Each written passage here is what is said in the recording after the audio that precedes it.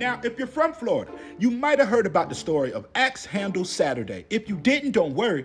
I did some digging. Let's get into it. Now, in the 1960s, a lot of African Americans were just fighting for their civil rights, all right? They just wanted to be equal with everybody else. So they were doing a lot of protests and sit-ins in the Jacksonville area. Now, part of these sit-ins and protests, a lot of the students in the area would go to department stores or restaurants that they want to eat at and just basically sit inside of the restaurant, even though they're not getting served. Now, it wasn't just African Americans that was protesting for equal rights for African Americans. There were also white students protesting with their friends. Now, tension had been building for a couple months in the community with all the protests and sit-in. And there was a group of people who did not like that, and they were over it. But on August 27, 1960, this is the Woolworth lunch counter, okay? They were doing a nonviolent sit-in, and this happened. An angry mob of about 200 white students, residents, and supposed to be some KKK members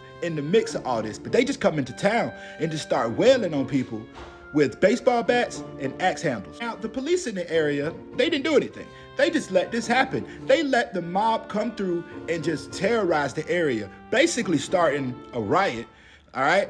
And it didn't matter who they saw. The first black person they seen, they just started beating them. But they didn't expect something.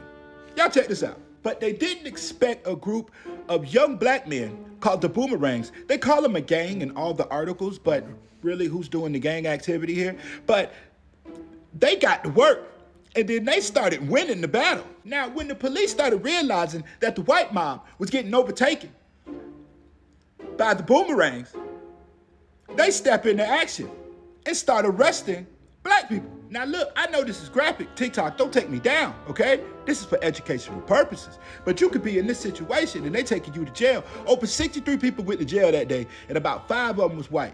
But they weren't the white people part of the mob. It was the people protesting with the black people. That's crazy.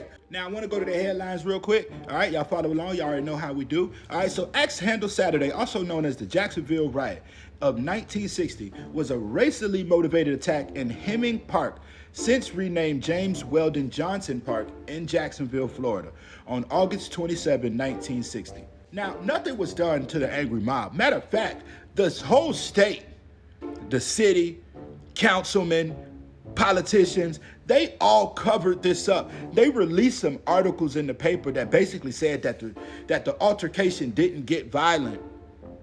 Nobody was hurt. It was over 70 people injured in that riot.